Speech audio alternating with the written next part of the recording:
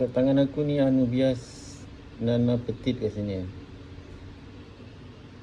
Selepas 3 tahun aku bela dalam akuarium ni.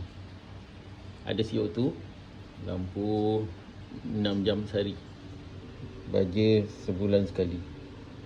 Orang kata dia slow grower kan, 3 tahun. Aku akan ambil sikit, tak ikat kat sini, tanam dalam tu pula.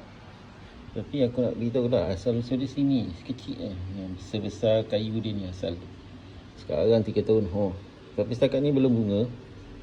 Belum lagi, mungkin condition dia belum cukup lagi untuk dia berbunga. Tapi tanam dalam ni, tak adalah kata orang tu beria sangat kan. Baja, inilah pertama kali keluarkan selepas 3 tahun. Dahsyat kali, boleh besar, lebih besar di tapak tangan aku.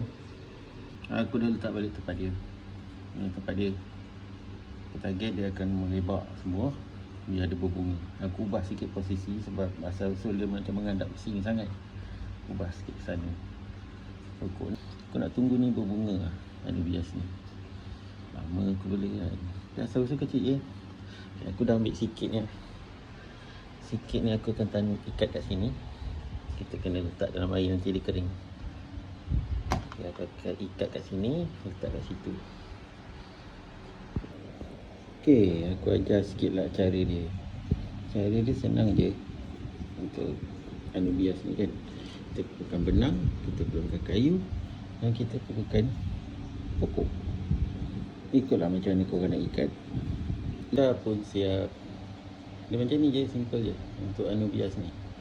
Ikat. Kalau boleh benang ni gelap lah, macam ni. Benang ni gelap, jadi bila dalam akuarium dia tak nampak. Benang ni akan lama-lama dia akan reput, dia akan terurai.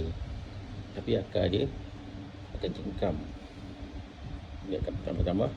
Kalau dia subur, dia akan berbunga.